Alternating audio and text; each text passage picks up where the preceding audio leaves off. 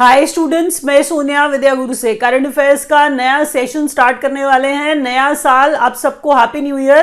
Current affairs ये जनवरी 2022 का session है पहला।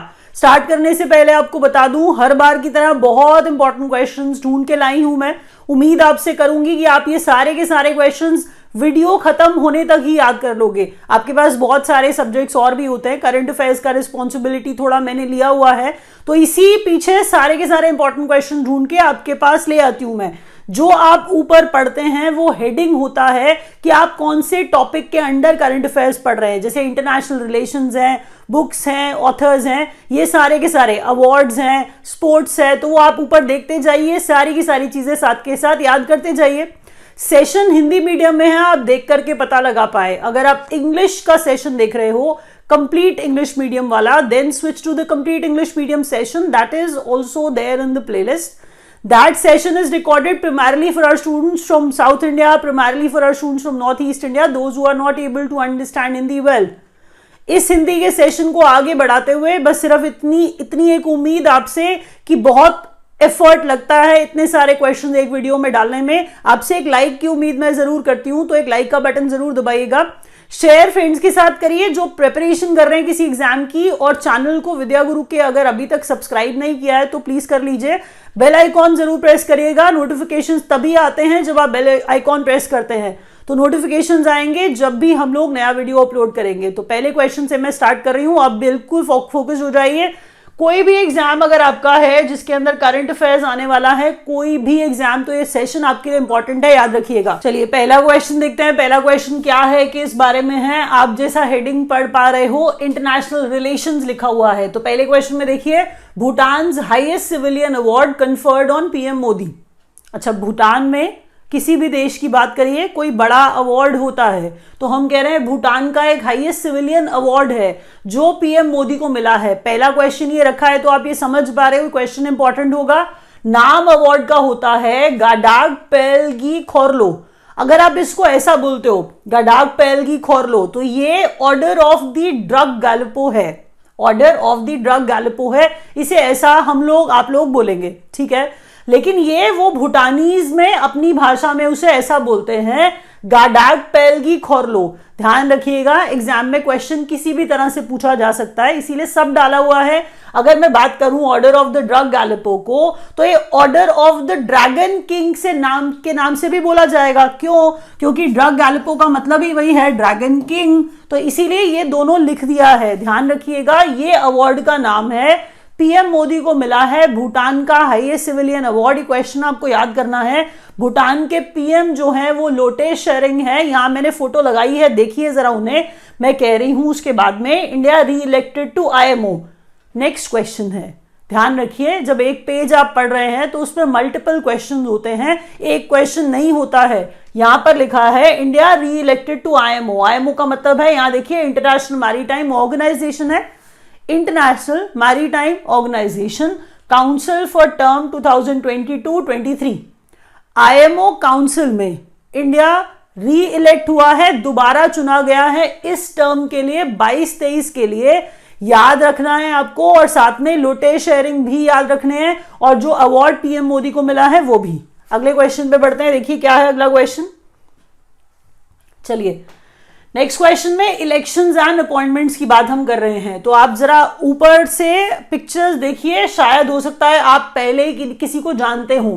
तो पहला क्वेश्चन है, ब्रांड एम्बेसडर उत्तराखंड गवर्नमेंट ने स्पोर्ट्स को प्रमोट करने के लिए, जनरल हेल्थ को प्रमोट करने के लिए ऋषभ पंत को एम्बेसडर बनाया है। उत्तराखंड गवर्नमेंट ने ऋषभ पंत को स्पोर्ट्स को प्रमोट करने के लिए एम्बेसडर बनाया है, ये आपको याद रखना है। Brand ambassador of Uttarakhand Rishabh Pant, ये याद रखना है। New deputy national security adviser Vikram Misri जब हम कह रहे हैं, यहां पर जो नाम हमने लिखा है, आपको बता दूं कि एनएसए अलग होते हैं, ये डेप्यूटी एनएसए बने हैं, ये याद रखिएगा। एनएसए आप सुनते हो, आप नेशनल सिक्योरिटी एडवाइजर बिल्कुल नहीं सुनते हो, ये मैं जानती हूं, इसीलिए मैंने आपको बोला ये डेप्यूटी एनएसए बने हैं। तो जब एनएसए इतने इंपॉर्टेंट है, क्योंकि वो security adviser to PM, national security adviser to PM ना, ये देखिए यहां पर हम नेशनल सिक्योरिटी एडवाइजर डेप्यूटी की बात कर रहे हैं, तो ये विक्रम मिश्री बने हैं। क्वेश्चन बहुत इंपॉर्टेंट है, हर हाल में एग्जाम में आएगा, याद रखिएगा। नेक्स्ट क्वेश्चन है India's next ambassador PR to UN. अब ये परमानेंट रिप्रेजेंटेटिव, ये क्या है, permanent representative to UN conference on disarmament Geneva. अब ये बात कर रहे हैं अनुपम रे, इंडिया के नेक्स्ट एम्बेसडर। आपको अगर एग्जाम में क्वेश्चन पूछा जाए कि नेक्स्ट एम्बेसडर या फिर परमानेंट रिप्रेजेंटेटिव यूएन में ऑन डिसआर्मामेंट, अब ये बात जब हम कर रहे हैं तो हम कह रहे हैं ये बन गए हैं अनुपम रे, क्योंकि ये बदलते रहेंगे ना, सीधी बात है। अब ये अनुपम रे हैं, ये याद रखिए। अगला क्वेश्चन देखिए, नेक्स्ट क्वेश्चन है, देखिए projects and inauguration. Projects and inauguration के अंदर आप जरा एक बार देखिए, यहां पर हम बात करने वाले हैं टी सेतु की। आपसे क्वेश्चन पूछा जा सकता है उड़ीसाज लॉन्गेस्ट ब्रिज इनॉग्रेशन इन कटक। अब हम बात जब कर रहे हैं तो हम कटक की बात कर रहे हैं, तो हम उड़ीसा की ही बात कर रहे हैं ना, ये आप समझ गए। टी सेतु, टी जैसा दिखता हुआ टी सेतु, हम कह रहे हैं उड़ीसा का लॉन्गेस्ट ब्रिज इनॉग्रेटेड इन कटक। अब यहां पर जब कोई ब्रिज बना है, अगर नदी है कोई इन्वॉल्व उसमें, तो नदी पूछी जा सकती है, वो महानदी है, ये याद रखिएगा हर हाल में। दोबारा सुनिए क्वेश्चन, मैंने क्या कहा, टी सेतु आपसे पूछ लिया जाएगा, कटक आपको जगह बतानी पड़ेगी, हो सकता है नदी पूछ ली जाए तो महानदी मैंने डाल दिया, कटक की बात हो रही होगी तो उड़ीसा की बात हो रही होगी, ठीक है। आप जब इसी टाइटल को पढ़ेंगे प्रोजेक्ट्स एंड इनॉग्रेशन को, तो हमने एक तो पढ़ लिया टी सेतु, ठीक है। अब नेक्स्ट में देखिए 594 kilometre Ganga expressway. Ganga expressway का फाउंडेशन स्टोन, बहुत सारे फाउंडेशन स्टोन यूपी में रखे जा रहे हैं। तो अगर फाउंडेशन स्टोन की बात होगी तो आप पहले ही उसको बहुत ज्यादा यूपी से रिलेट कर लोगे। तो मैं कह रही हूं 594 किलोमीटर का Ganga expressway foundation stone laid in Shahjahanpur, ये यूपी में है। हम क्या कह रहे हैं, शाहजहांपुर जिसकी बात हम कर रहे हैं वो यूपी में है, जहां पे फाउंडेशन स्टोन रखा गया गंगा एक्सप्रेसवे का। और गंगा एक्सप्रेसवे 594 किलोमीटर लंबा, याद रखिएगा। आपको अगर लेंथ भी बताई जा रही है तो किसी कारण से कोई भी चीज ऐसी नहीं बताई जाएगी जो आपके एग्जाम में नहीं आएगी, प्लीज, इसीलिए लिखा है तो आपको याद करना है। अगला क्वेश्चन देखिए, रेणुका जी डैम। अब यहां पर हम बात करने वाले हैं हिमाचल प्रदेश की, सिरमौर जिले की बात कर रहे हैं, सिरमौर की बात कर रहे हैं, ठीक है। जब हमने कहा गिरी रिवर है और रेणुका जी डैम है, इसका भी फाउंडेशन स्टोन रखा गया। दोबारा बोल देती हूं, सुनिए, या तो पूछी जाएगी नदी क्या आ रहा है, उस पर क्या बनाया जाने वाला है, तो रेणुका जी डैम बनाया जाने वाला है, इसीलिए फाउंडेशन स्टोन रखा गया। डैम बना रहे हो तो किसी नदी पे बना रहे होंगे, नदी गिरी रिवर है। फिर मैंने कहा किस जगह पे है, तो वो स्टेट पूछी जाए तो हिमाचल प्रदेश है, अगर आप प्रिसाइजली बताना चाहें तो सिरमौर है, ठीक है। अब आप समझ गए शायद कि अगर आप एक पैसेज पढ़ो और उसमें से इतनी इंफॉर्मेशन निकालो, तो इससे बेहतर है कि आप एक पॉइंट पढ़ लो, ताकि सिर्फ उतने से एग्जाम में क्वेश्चन आ जाए सीधा सीधा। तो ये थे प्रोजेक्ट्स एंड इनॉग्रेशंस। अगला क्वेश्चन, चलिए अब उसी पार्ट को, उसी प्रोजेक्ट्स एंड इनॉग्रेशंस को दोबारा से पढ़ते हुए, पीएम ने इनॉग्रेट किया मेट्रो प्रोजेक्ट। कहां का, कानपुर का। आपको पिक्चर में भी यही दिख रही है, पिक्चर में भी आपको मेट्रो ही दिख रही है। देखिए जरा क्या कहा मैंने आपको, पीएम ने हाल फिलहाल कानपुर में मेट्रो प्रोजेक्ट का इनॉग्रेशन किया है। अगला क्वेश्चन जब आप देखोगे तो PM inaugurates BPCL 356 kilometre multi product petroleum pipeline बिना बाकी। अच्छा, अब जब ये मैंने बोला है ना, तो ये दो जगह है। किस पाइपलाइन की बात मैं कर रही हूं, मैं पेट्रोलियम पाइपलाइन की बात कर रही हूं, ठीक है। प्रधानमंत्री ने इनॉग्रेट किया है खुद, तो बड़ी चीज होती है, ये आपको पता होना चाहिए, एग्जाम में पूछे जाने की पॉसिबिलिटी ज्यादा होती है। तो पीएम ने इनॉग्रेट किया है क्या, बीपीसीएल का, क्या बीपीसीएल का 356 kilometre multi product petroleum pipeline. कहां से कौन सा, मतलब बिना बाकी जगह है, कहां से कहां तक की बात हो रही है। अब देखिए जरा, ये लिंक जो है, लिंकिंग की जब हमने बात की, हमने बिना बाकी बोल तो दिया, कहां से कहां तक, कहां लगा रहे हैं। तो बिना जो है वो एमपी में है, और जो पंकी है, बिना पंकी जो है वो कानपुर यूपी में है, तो बीना पांकी मैंने क्या कहा, बीना एमपी, पांकी कहाँ है, कानपुर यूपी में है। याद रखिए। अगले क्वेश्चन की तरफ बढ़ते हैं। देखिए क्या है अगला क्वेश्चन। Approval for setting up of 6 nuclear power reactors at Jaitapur, ये महाराष्ट्र में है। 9900 मेगावाट जो है इसकी कैपेसिटी बता रहे हैं। दोबारा सुन लीजिए, थोड़ा जल्दी बोला है, समझ नहीं आएगा। मैंने क्या कहा, किस चीज को अप्रूवल मिला है, 6 न्यूक्लियर पावर रिएक्टर्स, जैतापुर जगह का नाम है, महाराष्ट्र में इसको अप्रूवल मिला है। और मैंने क्या कहा, इसकी कैपेसिटी भी पूछी जा सकती है, 9900 मेगावाट, 9900 मेगावाट इसकी capacity, 6 nuclear power reactors. Kerala semi high speed railway project, silver line project है ये, ठीक है, semi high speed railway project है ये आपको याद रखना है।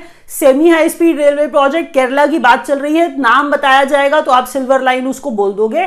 फिर मैंने क्या कहा, ये लिंक किसको कर रहा है कि ये जो प्रोजेक्ट सोच रहे हैं यहां से यहां तक लाएंगे, कहां से कहां तक, तो कासारागोड़ एक जगह है, कासारागोड़ केरला की ही बात हो रही है, तिरुवनंतपुरम तक। तो हम क्या कह रहे हैं, कासारागोड़ टू तिरुवनंतपुरम तक ये कह रहे हैं semi high speed railway project, silver line Kerala का। अगला क्वेश्चन देखिए, winner of Vijay Hazare trophy, winner of Vijay Hazare trophy, यहां पर इसमें हमने बात करनी स्टार्ट कर दी स्पोर्ट्स की, ठीक है। तो स्पोर्ट्स हमारा टाइटल है, winner of Vijay Hazare trophy में हिमाचल प्रदेश ने पहली बार विजय हजारे ट्रॉफी ली है। मतलब आप वो समझ गए हैं कि हम बात कर रहे हैं कि विजय हजारे ट्रॉफी है, हिमाचल प्रदेश ने पहली बार लिफ्ट किया है ये। रनर अप इसमें कौन रहा, तमिलनाडु।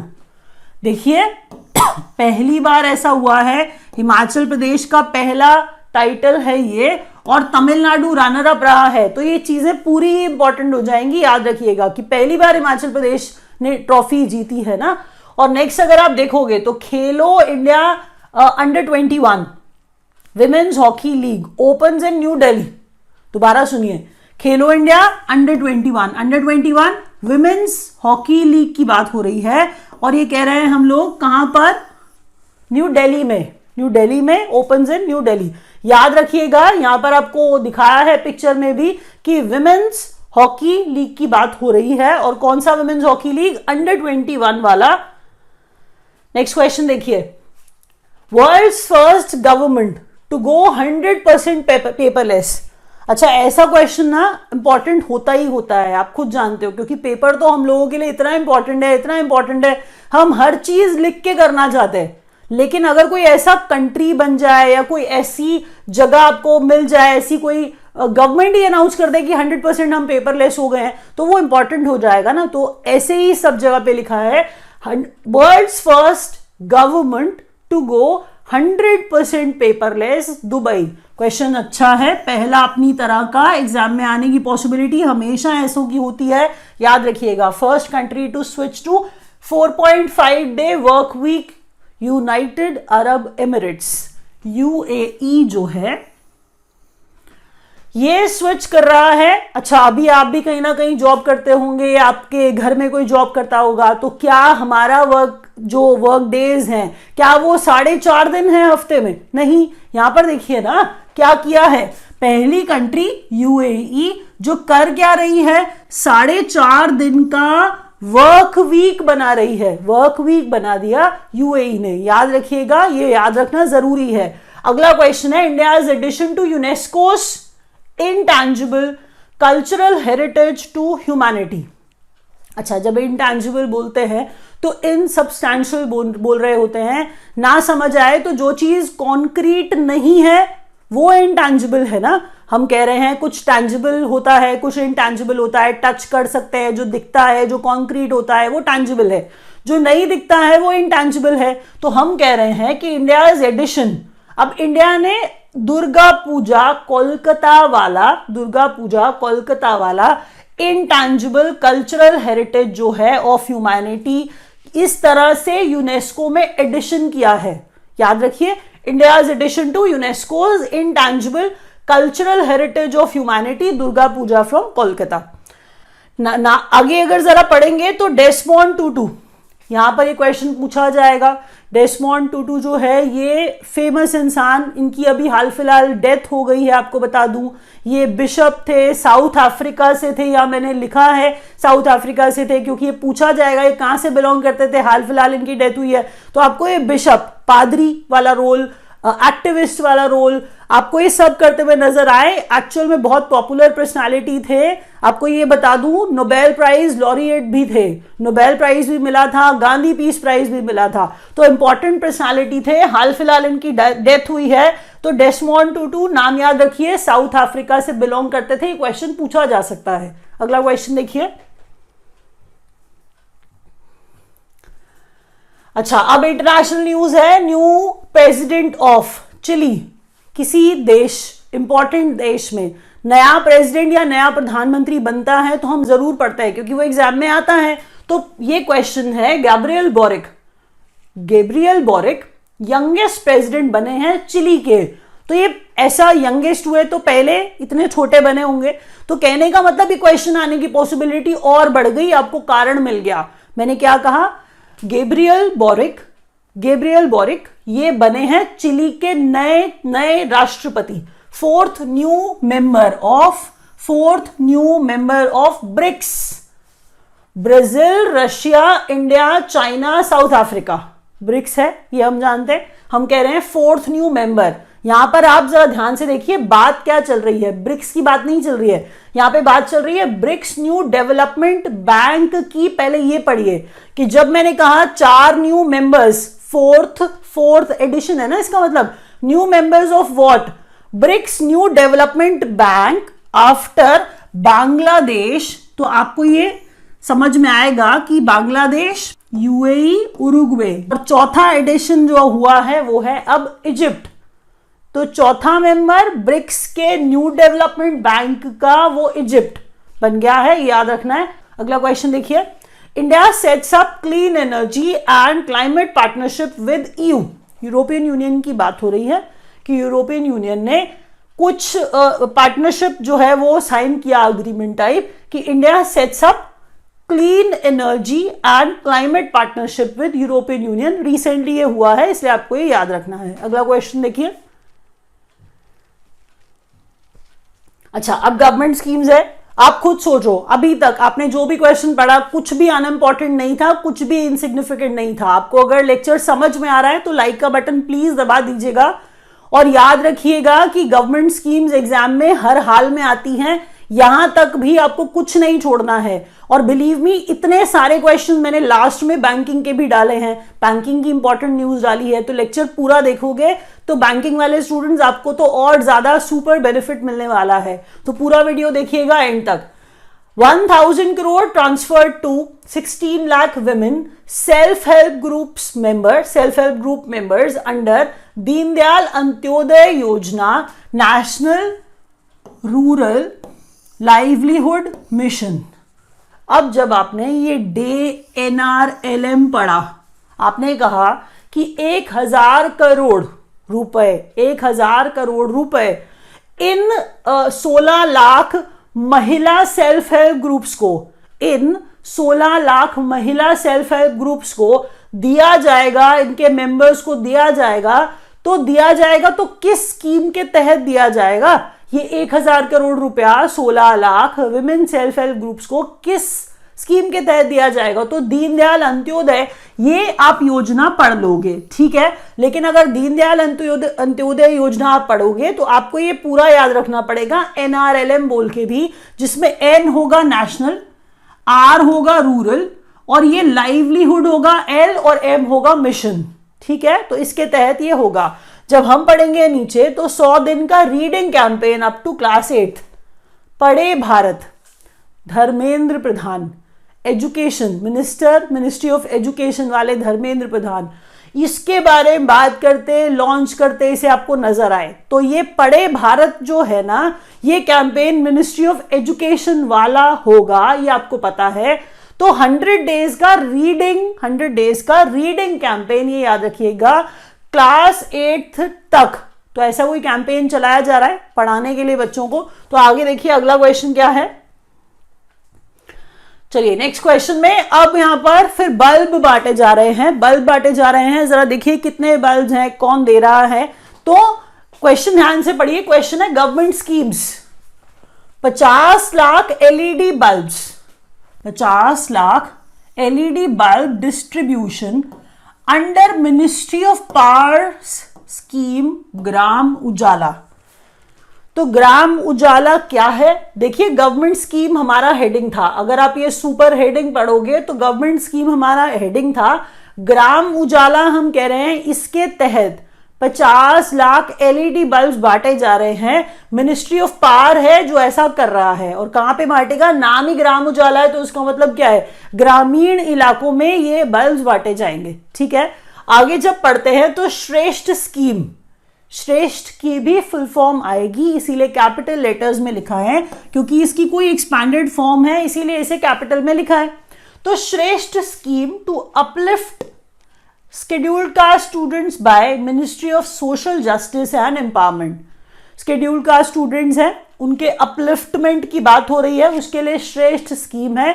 श्रेष्ठ स्कीम में क्या करेंगे, ये नाम आपको एक्सपैंड करते ही बता देगा, लेकिन आपसे पूछा जाएगा एग्जाम में कि श्रेष्ठ स्कीम किसने लॉन्च किया और किससे रिलेटेड है। तो मैंने आपको क्या कहा, एससी स्टूडेंट्स के अपलिफ्टमेंट से रिलेटेड है, उनके बेटरमेंट से, उनके वेलफेयर से रिलेटेड है श्रेष्ठ स्कीम। और अगर हम बात करें किसने लॉन्च की है श्रेष्ठ स्कीम, तो श्रेष्ठ स्कीम लॉन्च करने वाली ministry of social justice and empowerment ministry है वो। जब बात करें श्रेष्ठ की फुल फॉर्म की, तो यहां पर हम कह रहे हैं scheme for residential education, scheme for residential education for students in high school in targeted areas. देखिए मुझे पता है ये मुश्किल है, कुछ चीजें मैं आपसे नहीं उम्मीद करती हूं कि आप वीडियो खत्म होने तक याद कर लेंगे। नोट्स अगर आप बनाते हैं बहुत अच्छा करते हैं, उससे अच्छा कोई काम ही नहीं, याद रखिएगा, क्योंकि आप कभी भी मैथ्स में सेम क्वेश्चन आ जाए उसके लिए सर्टेन नहीं हो सकते हो, इंग्लिश में सेम क्वेश्चन आ जाए उसके लिए सर्टेन नहीं हो सकते हो, लेकिन करंट अफेयर्स पूरा का पूरा सेम आने की पॉसिबिलिटी होती है अगर आप अच्छे बच्चे की तरह नोट्स बनाते हो। याद रखना, ये क्वेश्चंस एग्जाम में हर हाल में आएंगे, बिलीव मी। आपको मैंने क्या कहा, श्रेष्ठ है ये, ठीक है, श्रेष्ठ का फुल फॉर्म है। तो स्कीम फॉर रेजिडेंशियल एजुकेशन, पहले ये याद रखिए, यहां तक ये हो गया SRE। अब स्टूडेंट्स इन हाई स्कूल, आगे TA क्या है, टारगेटेड एरियाज है। TA क्या है, टारगेटेड एरियाज है। तो याद रखिएगा फुल फॉर्म श्रेष्ठ का, ये भी एग्जाम में पूछा जाएगा। किसकी स्कीम थी, मैंने क्या बोला था, ministry of social justice and empowerment वाली। गवर्नमेंट स्कीम में जब आगे बात करते हैं तो state with maximum beneficiaries under आत्मनिर्भर भारत रोजगार योजना, तो महाराष्ट्र है ये। एक बार और सुनिए, मैंने कहा स्टेट कौन सी, महाराष्ट्र। किस चीज में अब आगे क्या किया है कि महाराष्ट्र में मैक्सिमम बेनिफिशियरीज किस स्कीम के, आत्मनिर्भर भारत रोजगार एम्प्लॉयमेंट की बात हो रही है। तो ministry of labour and unemployment, नहीं, ministry of labour and employment जो है ना, उसकी स्कीम है ये। तो याद रखिएगा मैंने क्या कहा, ministry of labour and employment ministry है ये। महाराष्ट्र जो है इसमें सबसे ज्यादा बेनिफिशियरीज लेके आया है, उसके थे आत्मनिर्भर भारत रोजगार योजना में। ठीक है, नेक्स्ट जब आप पढ़ोगे PM आवास योजना ग्रामीण, ये यहां पर ऐसे लिखा है। आपके एग्जाम में क्वेश्चन में इतना बड़ा फुल फॉर्म नहीं आता है, उल्टा वो जब आपसे फुल फॉर्म पूछते हैं तो वो आपको ही बतानी पड़ती है, वो तो ऐसे ही लिख देते हैं। तो आप याद करिए, प्रधानमंत्री आवास योजना ग्रामीण extended by 3 years till March 2024। ये ग्रामीण आवास की बात हो रही है, पहले ये याद रखना है। PM आवास योजना ग्रामीण है, गांव के लिए है, रूरल एरियाज के लिए है। मैंने कहा इसका ड्यूरेशन 3 साल के लिए फर्दर बढ़ा दिया गया है इस योजना का, मार्च 2024 तक। मैंने क्या कहा, ये मिनिस्ट्री ऑफ रूरल डेवलपमेंट है इसके पीछे, इस स्कीम के पीछे, जहां पर 3 साल का इतना बड़ा एक्सटेंशन दिया जा रहा है। अगला क्वेश्चन, 3 न्यू डिस्ट्रिक्ट्स। यहां पर हम ना स्टेट स्पेसिफिक बात कर रहे हैं, ठीक है, स्टेट न्यूज की बात कर रहे हैं तो स्टेट स्पेसिफिक हम बात कर रहे हैं। इस क्वेश्चन से जब मैंने ये कहा कि नागालैंड में 3 नए डिस्ट्रिक्ट्स ऐड हुए, ठीक है, तो मैं आपको टोटल नंबर ऑफ डिस्ट्रिक्ट्स भी बताऊंगी और नए जो 3 हुए हैं ऐड उनका नाम भी बताऊंगी। याद रखिए कि अगर जब आप किसी स्टेट की बात करते हो तो उसके अंदर कुछ एडिशन हो रहे हैं, डिस्ट्रिक्ट्स ऐड हो रहे हैं, तो बहुत बड़ी बात होती है और बहुत बड़ी न्यूज होती है। आप वो समझ पाओगे अगर आप प्रिपरेशन करते हो, तो आपको ऐसा क्वेश्चन पक्का इंपॉर्टेंट लगेगा। सुनिए, नागालैंड में 3 नए डिस्ट्रिक्ट्स ऐड किए गए। जब मैंने कहा न्यूलैंड है एक, और दूसरा है सेमिन्यू, और तीसरा है शुमुकेडिमा, क्रिएटेड इन नागालैंड, जो अब इसको 15 बना देगा।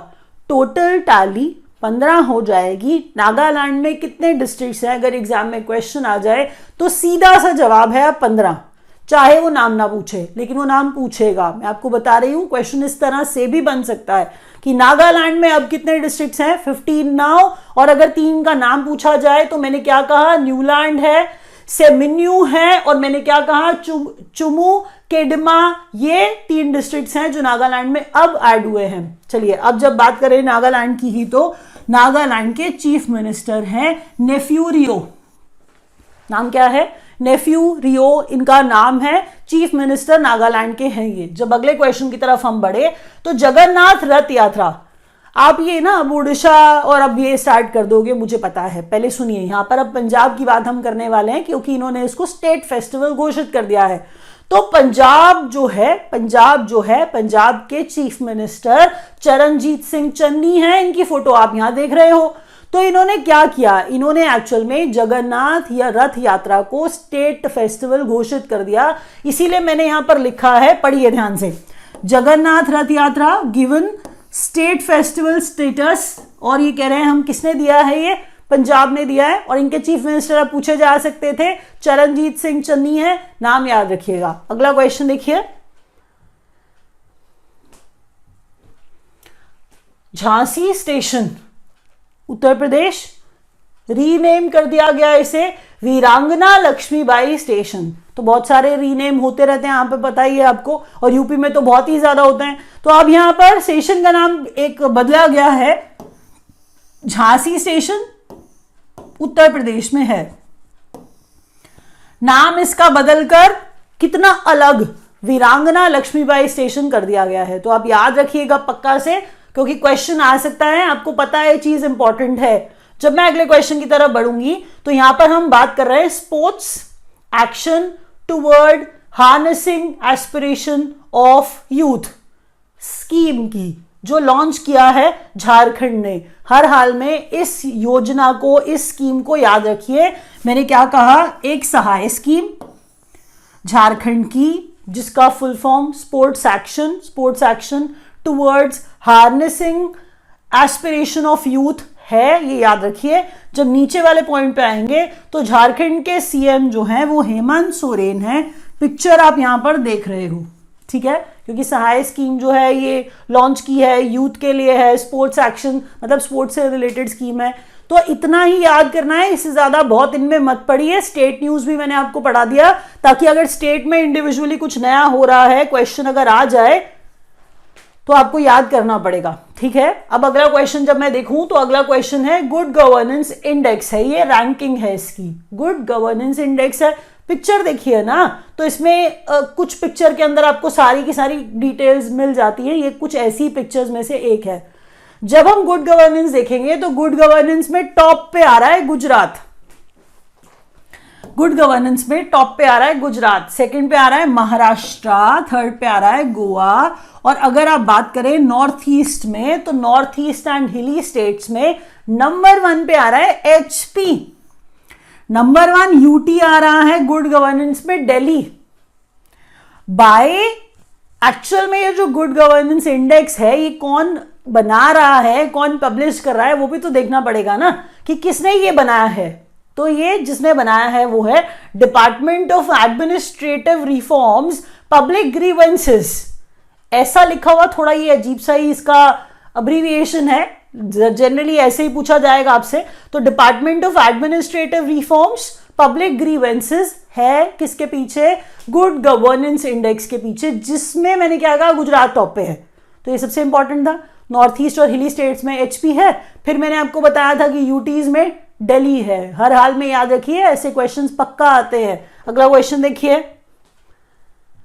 नेक्स्ट क्वेश्चन के अंदर स्टेट हेल्थ इंडेक्स, यहां पर ईयर सिग्निफिकेंट है। अभी आप तो 22 में ही चल रहे होंगे, लेकिन आपको बता दूं जब वो कुछ पीछे का करते हैं तो वहां पर मैंने लिखा है, याद रखिए कि वो जिस साल का बना रहे हैं वो साल बता देते हैं। यहां पर हम बात कर रहे हैं स्टेट हेल्थ इंडेक्स की, ठीक है। Part of NITI Aayog report, जिसमें हम बात कर रहे हैं डिटेल में क्या कहना चाह रहे हैं, हेल्दी स्टेट्स प्रोग्रेसिव इंडिया, ये क्या है? Part of NITI Aayog report healthy states progressive India, जिसमें हम कह रहे हैं कि number 1 larger states Kerala, larger state number 2 Tamil Nadu. अच्छा सुनिए, हेल्थ की बात हो रही है, स्टेट्स की बात हो रही है, हेल्थ के इंडेक्स की बात हो रही है, ऐसे समझ लीजिए। हम कह रहे हैं कि जब ये स्टेट हेल्थ इंडेक्स आया 19-20 वाला, तो इसके अंदर हम बोल रहे हैं कि लार्जर स्टेट्स में सबसे हेल्दी स्टेट केरला है और दूसरे नंबर पे कौन है? तमिलनाडु है, ठीक है। नीचे जब आ रहे हैं स्मॉलर स्टेट्स में जाते हैं तो स्मॉलर स्टेट्स में सबसे हेल्दी स्टेट है मिजोरम, और त्रिपुरा जो है वो दूसरे नंबर पर है स्मॉलर स्टेट्स में, ठीक है। नीचे जब आते हैं, अब यूनियन टेरिटरीज की बात हम करते हैं, तो ये दादरा और नागर हवेली है, दमन एंड दीव है, जो अब एक ही है, आप जानते हैं, इसीलिए इनको मैंने डीएच और डीडी करके लिख दिया है। तो ये नंबर 1 यूटी है, सबसे हेल्दी यूटी है, याद रखिए। और फिर दूसरे नंबर की सबसे हेल्दी यूनियन टेरिटरी है चंडीगढ़। ऐसा क्वेश्चन एग्जाम में ना आए, हो ही नहीं सकता। नीति आयोग की बात हो रही है यहाँ पे, और नीति आयोग अगर इन्वॉल्व है तो एग्जाम में क्वेश्चन आएगा ही आएगा। आपको करंट अफेयर्स इंटरेस्टिंग नहीं लगते हैं, लेकिन अगर एग्जाम में नंबर दिलाते हैं आपको और सेम आ जाते हैं तो आपको करंट अफेयर्स इंटरेस्टिंग लगने चाहिए। बिलीव मी, आप कितने सारे वर्ड्स पढ़ोगे इंग्लिश में, तब जाकर के सेम वर्ड्स आने की पॉसिबिलिटी होगी। करंट अफेयर्स जो मैं आपको पढ़ा रही हूँ बहुत सेलेक्ट करके पढ़ाती हूँ, क्वेश्चन आने की पॉसिबिलिटी होती है। हर बार आप फीडबैक देते हो, क्वेश्चन आते हैं, इसीलिए आप और ध्यान दो। बिल्कुल भी ऐसा फील नहीं करना है आप बोर हो रहे हो। डीआरडीओ मिसाइल प्रोग्राम, ठीक है। अब मिसाइल में क्या लॉन्च किया है, क्या बनाया था, अब उसके ऊपर चलते हैं, ठीक है। देखिए, इंडिजिनसली इंडिया में बना, इंडिजिनसली इंडिया ने खुद बनाया, indigenously developed conventional surface to surface missile Pralay, ठीक है। दोबारा सुनिए, खुद बनाई है, conventional surface to surface missile है, नाम इसका प्रलय है। किसने किया है, किसने लॉन्च किया है? तो ये डीआरडीओ की मिसाइल है, ठीक है। अब जरा आगे बढ़ते हैं। High speed expendable aerial target, high speed expendable aerial target HEAT system, हम कह रहे हैं, नाम इसका अभ्यास।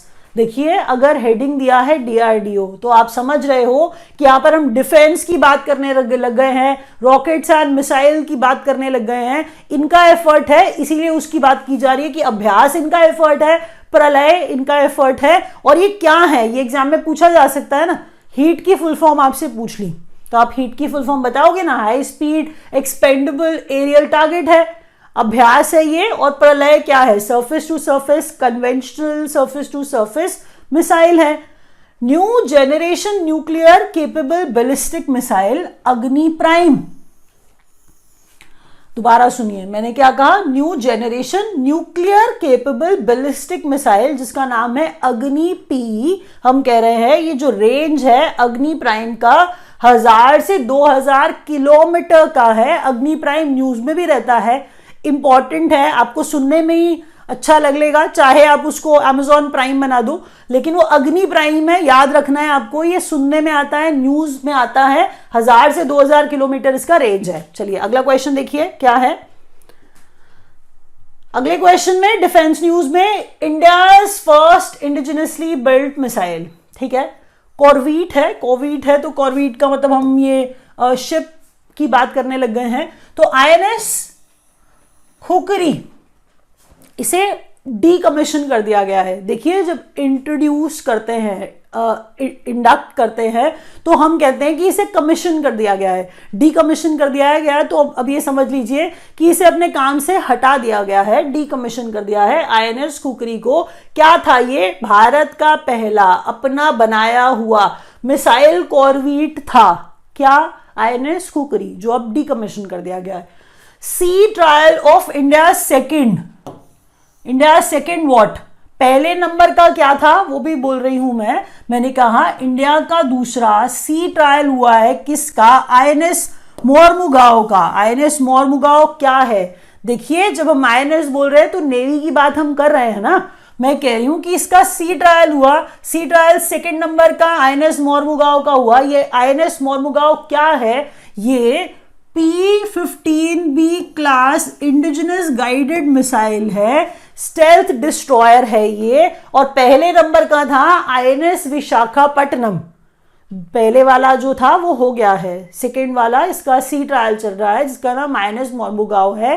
पूछ लिया जाए कि आईएनएस मोरमुगाओ क्या है तो आप बोलोगे P-15B class indigenous guided missile stealth destroyer है ये।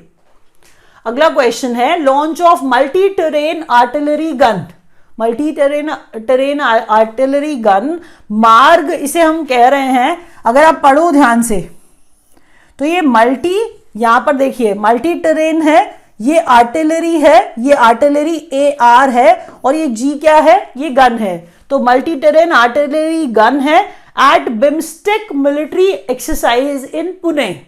बिम्स्टेक क्या होता है? Bay of Bengal initiative for multi sectoral technical and economic cooperation, ये बिम्स्टेक होता है। तो मैंने क्या कहा, लॉन्च क्या किया है? मल्टी टेरेन आर्टिलरी गन मार्ग को लॉन्च किया है बिम्स्टेक मिलिट्री एक्सरसाइज में जो पुणे में हो रहा था। चलिए अगला क्वेश्चन देखिए।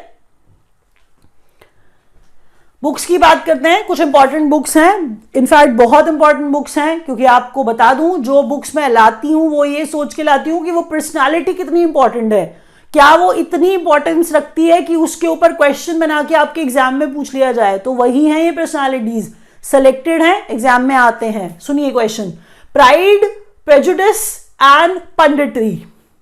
Pride prejudice and punditry. Punditry अगर आपको मीनिंग नहीं पता है तो स्किल वाली बात हो रही है, पंडित होता है तो स्कॉलर होता है, तो वही पंडितरी स्कॉलर वाला कि आपने किसी चीज में स्किल ऑब्टेन कर लिया है। तो प्राइड है, प्रेजुडिस बायस होता है, भेदभाव होता है, वो आपको पता होगा। तो pride prejudice and punditry doctor Shashi Tharoor की किताब है।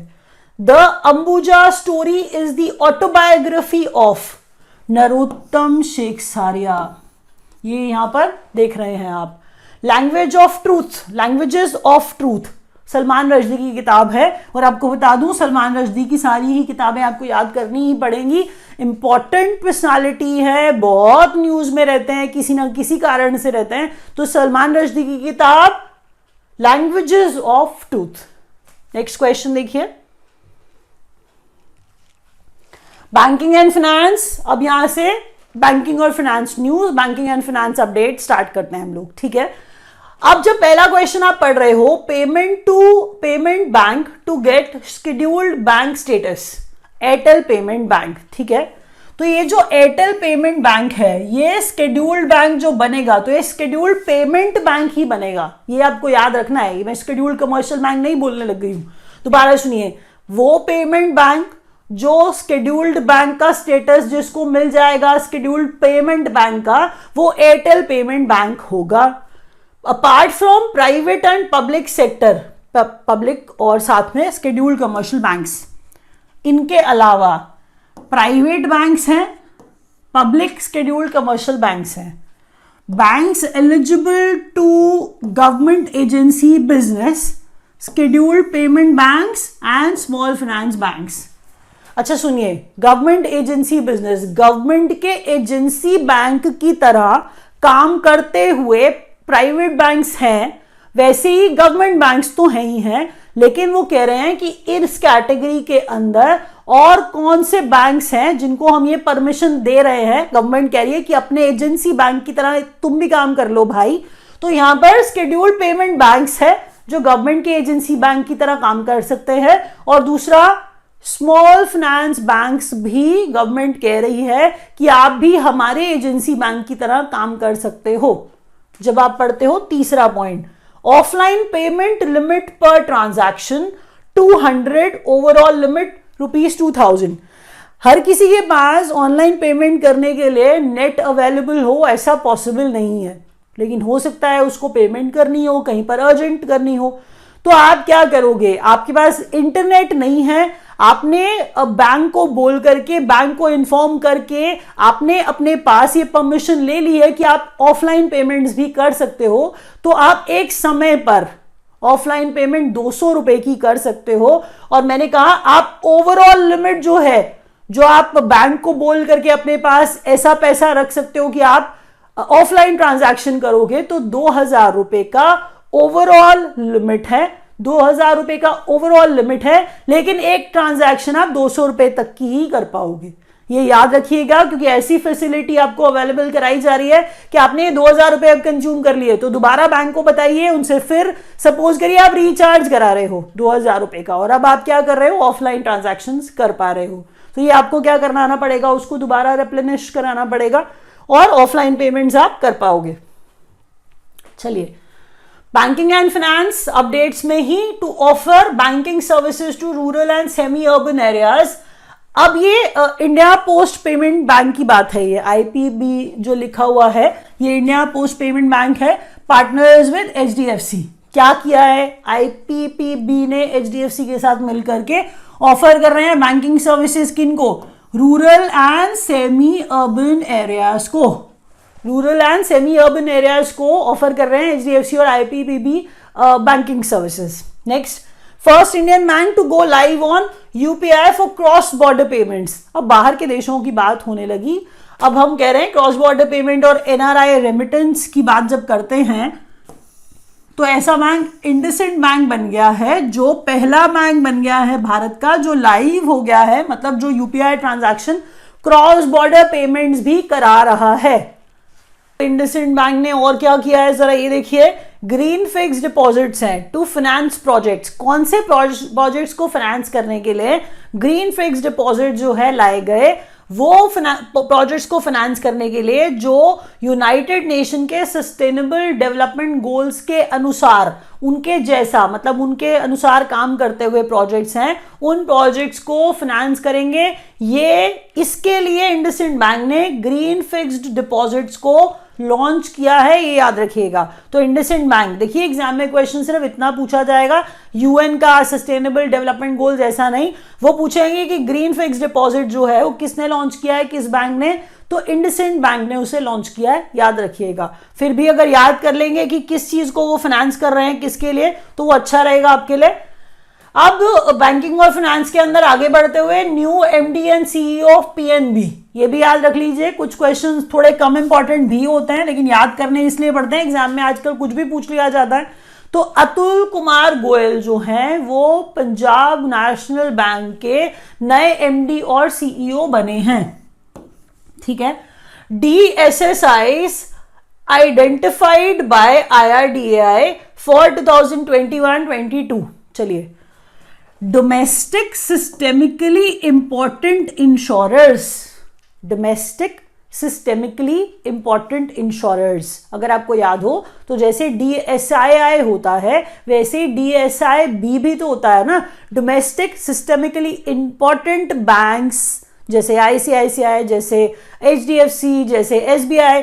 तो यहां पर ये कह रहे हैं कि जो डोमेस्टिक सिस्टेमिकली इंपॉर्टेंट इंश्योरर्स हैं, IRDAI के अनुसार 21-22 के वो LIC है, वो जनरल इंश्योरेंस कॉर्पोरेशन है, न्यू इंडिया एश्योरेंस है। ध्यान से सुनिए, ये बात जब पढ़ाई जाती है तो ये क्वेश्चन बैंकिंग के पॉइंट ऑफ व्यू से कितनी इंपॉर्टेंट है, आप पहले तो ये समझो। जब आप कोई क्वेश्चन बैंक का पेपर आप देने जाते हो तो आप बैंक की हिस्ट्री पढ़ते रह जाते हो, डेफिनेशंस पढ़ते रह जाते हो, करंट में बैंकिंग में क्या हो रहा है, ऐसे क्वेश्चन ज्यादा आते हैं एग्जाम में। तो इसी तरह से पढ़ो, करंट अफेयर्स में जो बैंकिंग मैंने आपको पढ़ाया है आपके लिए उतना पढ़ना बहुत सब्सटैंशियल होता है। दोबारा सुनिए, मैंने क्या कहा, अगर कोई DSII बन रहा है या DSIB बन रहा है, डोमेस्टिक सिस्टेमिकली इंपॉर्टेंट बैंक अगर कोई है, जैसे एचडीएफसी, जैसे एसबीआई या आईसीआईसीआई, तो इकोनॉमी इनका फेल होना अफोर्ड नहीं कर पाएगी ना। इतने बड़े हैं ये, इतने बड़े हैं ये। सिमिलर चीज तो इन पे भी अप्लाई होती है। एलआईसी कितना बड़ा है, जनरल इंश्योरेंस कितना बड़ा है, न्यू इंडिया एश्योरेंस कितना बड़ा है कि इकोनॉमी इनका फेल होना अफोर्ड नहीं कर सकती है। इसीलिए इन्हें क्या स्टेटस दिया गया, इन्हें ला दिया गया उस कैटेगरी में जहां पर ये बन गए डोमेस्टिक सिस्टेमिकली इंपॉर्टेंट इंश्योरर्स। ठीक है, अगला क्वेश्चन। अब डीएसआईबी जिसकी बात हम कर रहे थे कि आरबीआई इनको बना दिया कि ये डीएसआईबी हैं, ठीक है, वो हमें पता है। यहां पर कह रहा है to have additional common equity tier 1। इनको हर बार जब ये कहा जाता है, जब ऐसी बात लिखी होती है और आपको नहीं समझ में आ रही होती है, तो ये याद रखिए, जब ये बड़े हो जाते हैं इतने, तो इन्हें एडिशनल कॉमन इक्विटी और मेंटेन करनी पड़ेगी। हम कह रहे हैं कि इन्हें और ज्यादा इसलिए टियर 1 मेंटेन करना पड़ेगा। सीधी बात है, क्योंकि ये इतने बड़े हैं, इनका फेल होना इकोनॉमी अफोर्ड नहीं कर सकती है। बस इतना याद रखिए। ये to have additional common equity tier 1 किसके लिए है, इन डीएसआईबीज के लिए है, एसबीआई के लिए, आईसीआईसीआई के लिए और एचडीएफसी के लिए। अगला क्वेश्चन देखिए, world wave wearable payment solution. देखिए, वियरेबल टेक्नोलॉजी जो है वर्ल्ड में बहुत पॉपुलर हो रही है, डिजिटल पेमेंट्स की टेक्नोलॉजी है, to be very frank with you. तो डिजिटल पेमेंट्स की बात हो रही है जब हम वियरेबल टेक्नोलॉजी की बात कर रहे हैं, ठीक है, पहली बात। दूसरा, बॉब ने, मतलब आप जहां पर भी पढ़ेंगे, आप बैंक ऑफ बड़ौदा ही पढ़ेंगे ज्यादा, एनपीसीआई नहीं, लेकिन है यही जो मैंने लिखा है। ऐसा लिखा आपको मिलेगा कि बॉब ने world wave wearable technology launch की है। तो याद रखिए, वर्ल्ड वेव क्या है, वियरेबल पेमेंट सोल्यूशन है। डिजिटल पेमेंट्स की बात होने लगी। लॉन्च किसने किया है, बैंक ऑफ बड़ौदा और national payments corporation of India ने। तो बॉब और एनपीसीआई का कॉमन एफर्ट क्या है, वर्ल्ड वेव। पूछा जाएगा एग्जाम में, आएगा, याद रखिएगा। Fitness focused health and wellness credit card launch किए हैं एसबीआई ने। यहां देखिए और पता लगाइए, मैंने क्या कहा, fitness focused health and wellness credit card launch किया है किसने, एसबीआई ने। तो फिटनेस वाला कार्ड है, एसबीआई ने लॉन्च किया है, ठीक है। नेक्स्ट है 10,000 white label ATMs. White label ATMs 10,000। देखिए, किसी कंपनी के लिए इतने सारे एटीएम्स लगा पाना बहुत बड़ी बात होती है। आप कहोगे कि ये क्वेश्चन क्यों आएगा, ये क्वेश्चन किस तरह से सिग्निफिकेंट है। कोई 100 रन ले लेता है, कोई 100 विकेट बना लेता है, तो ये एक मार्क है ना, एक पॉइंट है कि अगर आप इससे ज्यादा स्कोर कर रहे हो, आप इतने तक पहुंच गए हो, तो आपने कुछ बड़ा कर लिया है। उसी तरह से जब 10,000 व्हाइट लेबल एटीएम्स डिप्लॉय कर दिए हैं, इंस्टॉल कर दिए हैं, तो उस कंपनी के लिए भी रिमार्केबल बात है। तो याद रखिए किसकी बात हो रही है, बीटीआई पेमेंट्स की बात हो रही है। लेकिन बीटीआई पेमेंट्स हो सकता है आपको कम दिखे, क्योंकि बीटीआई पेमेंट्स उसका नाम पुराना है। अब जो उसको कहा जाता है वो इंडिया वन पेमेंट्स कहा जाता है। क्या कहा जाता है, इंडिया वन पेमेंट्स कहा जाता है। बीटीआई पेमेंट्स उसका पुराना नाम है। हम जो कह रहे हैं, जो एटीएम्स जो लगाते हैं वो है इंडिया वन एटीएम, ठीक है, याद रखिएगा। 10,000 व्हाइट लेबल एटीएम्स, WLA मतलब व्हाइट लेबल एटीएम्स की ही बात हो रही है यहाँ पे। चलिए, यहाँ पर हम रैप अप कर रहे हैं। आपको अगर वीडियो समझ में आया तो लाइक का बटन दबा दीजिएगा। नहीं समझ में आया, switch to the English session, आप इस वीडियो को दोबारा भी देख सकते हैं। Thank you so much for watching.